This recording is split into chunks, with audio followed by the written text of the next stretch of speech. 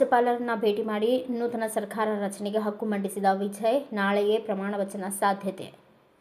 ತಮಿಳುನಾಡು ವಿಧಾನಸಭೆಯಲ್ಲಿ ದಳಪತಿ ವಿಜಯ್ ಅವರ ಟಿವಿಕೆ ಪಕ್ಷ ಮೊದಲ ಪ್ರಯತ್ನದಲ್ಲಿಯೇ 108 ಸ್ಥಾನಗಳನ್ನು ಪಡೆದು ಅತಿ ದೊಡ್ಡ ಪಕ್ಷವಾಗಿ ಹೊರಹೊಮ್ಮಿದೆ.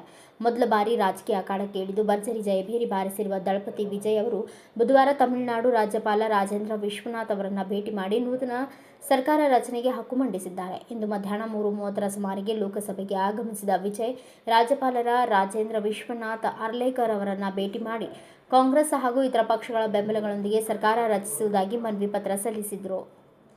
ಸರ್ಕಾರ ರಚನೆ ವಿಷಯದ ಬಗ್ಗೆ ಟಿವಿಕೆ ಸಂಸ್ಥಾಪಕ ವಿಜಯ್ ಅವರು ಹೊಸ ಪತ್ರ ಬರೆದಿದ್ದಾರೆ ಮತ್ತು ಮೇ 7ರಂದು ಬೆಳಗ್ಗೆ 11:30ಕ್ಕೆ ಪ್ರಮಾಣ ವಚನ ಸ್ವೀಕಾರ ಸಮಾರಂಭವನ್ನು ನಡೆಸುವಂತೆ ರಾಜ್ಯಪಾಲರನ್ನು ವಿನಂತಿಸಿದ್ದಾರೆ ಎಂದು ಟಿವಿಕೆ ಮೂಲವೊಂದು ತಿಳಿಸಿದೆ. ಏತನ್ಮಧ್ಯೆ ಚೆನ್ನೈನ ನೆಹರು ಕ್ರೀಡಾಂಗಣದಲ್ಲಿ ಪ್ರಮಾಣ ವಚನ ಸ್ವೀಕಾರ ಸಮಾರಂಭಕ್ಕೆ ಭರ್ಜರಿ ಸಿದ್ಧತೆಗಳು ನಡೆಯುತ್ತಿವೆ ಎಂದು ಪೊಲೀಸರು ತಿಳಿಸಿದ್ದಾರೆ.